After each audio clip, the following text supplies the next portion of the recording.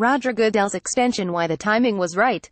Plus notes on Rams, Eli Manning and more. 1. Timing of Goodell's extension. Why now? Why did the compensation committee push Commissioner Roger Goodell's new contract over the goal line with 15 months left on his existing deal this week? Given all the discord over it, it's simple. Next Wednesday, the owners will gather for their annual winter meeting in Dallas, and the compensation committee wasn't going to go there with the prospect of all hell breaking loose in Jerry Jones' backyard. By striking the 5-year deal now, and getting Goodell to sign it, the six-man committee has effectively taken the commissioner's contract situation off the agenda. There was a belief that, since Jones had continued to convene calls and lobby his peers, the Cowboys owner planned to take the issue to the floor at that meeting. Animosity towards Jerry is running very high, said one league source. The idea that the owners were going to waltz into Dallas and let Jerry dictate to them, that was never going to happen. The interesting thing is how Jones' push, in fact, may have given Goodell leverage in the talks, in that the Cowboys owner's threats to sue unified other owners against him, and created motivation to get the deal done before the Dallas meeting. Add to that the fact that 5 of the 6 owners on the compensation committee, Kansas City's Clark Hunt, New England's Robert Kraft, New York's John Mara, Houston's Bob McNair and Pittsburgh's Art Rooney, were also on the Los Angeles committee, and lived through Jones commandeering that process, and it was clear that another power play wasn't going to happen. People that might have been willing to wait saw Jerry going crazy, and it actually galvanized the owners, said one ownership source. Had already caused the damage, and even after Head said he wouldn't sue, he was organizing calls and lobbying owners. Enough people said, it's not Jerry's league.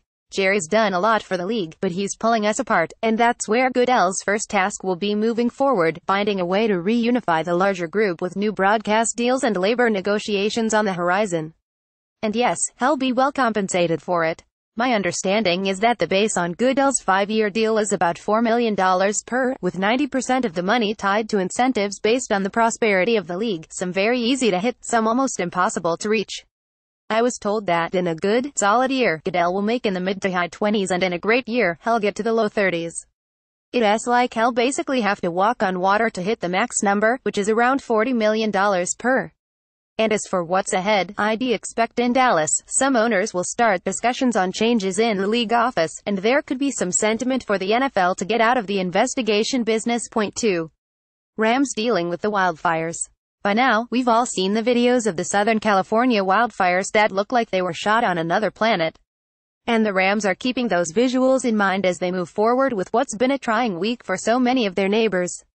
As for where they stand, the team's home base in Thousand Oaks is about 20 miles from the worst of the fires, the Thomas Fire, in Ventura, and no staffers or players have fallen victim to them, but it's had a small effect on how the team operates this week. On Tuesday, there were ashes in the air, and it was smoky, and the team decided to start planning to be inside for the week. Though things had improved by Wednesday morning, the air quality was still shaky and the winds were blowing, so the Rams followed through with their contingency plan to have an elongated walkthrough inside Cal Lutheran's gym in lieu of a practice.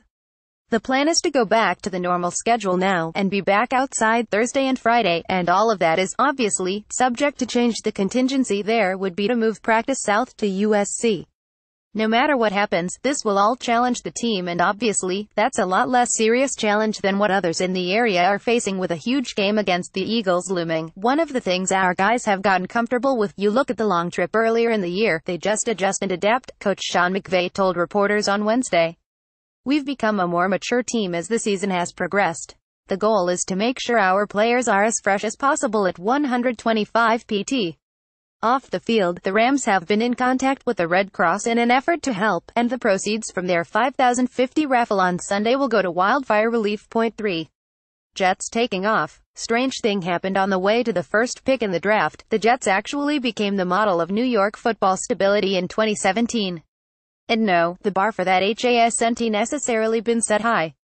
But the past week has served as a good barometer for the turnaround that's pulled the plug on what was supposed to be an effort by the Jets to tank their way to a franchise quarterback in 2018. Things easily could have gone the wrong way on several fronts. In the days leading up to Sunday's game, linebacker Darren Lee overslept and was late Saturday, and Mo Wilkerson was late for a meeting. As a result, Lee was deactivated and Wilkerson sat through the first quarter. And then, the Jets fell behind 140 against a Kansas City team that's fighting for its playoff life. The 2015 or 16 Jets may have crumbled in that spot, but this year's group kept swinging, got the game tied at 14 by the half, and outlasted the Chiefs after the break to score a 3,831 win. Or one staffer put it, they just kept playing.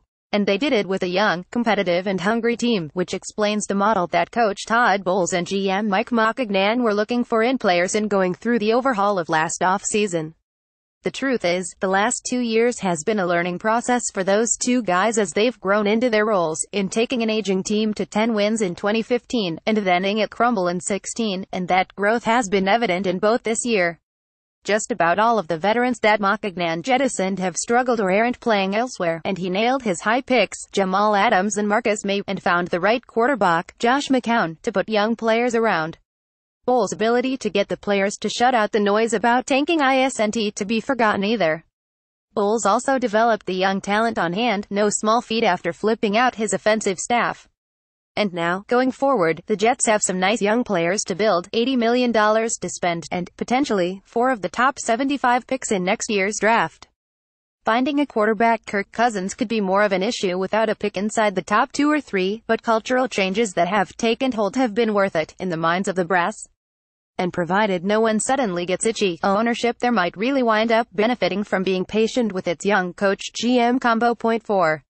Is Eli on the way out? It's impossible to prognosticate Eli Manning's future without knowing who'll be making the football decisions for the Giants in 2018. But I certainly wouldn't rule out staying, and for a couple reasons. First, it wouldn't be hard at all, logistically, for the team to both keep Manning and draft a Sam Darnold or Josh Rosen inside the top 3 picks. Manning is set to make $33 million over the next 2 years, and a $16.5 million average would be a bargain for a starter in 2018. So the Giants could easily carry his number, and that of a rookie going at the top of the draft, who'd be making around $7.5 million per. Those two figures, by the way, add to $24 million per, which is less than what 5 quarterbacks are making on their own. Second, there's no guarantee the new Giants leadership will be smitten with Rosen or Darnold, or anyone else, and there's the chance some of the top QBs stay in school. Keeping Manning would give you flexibility to protect against all that, the same way hanging on to Sam Bradford protected the Eagles before they drafted Carson Wentz.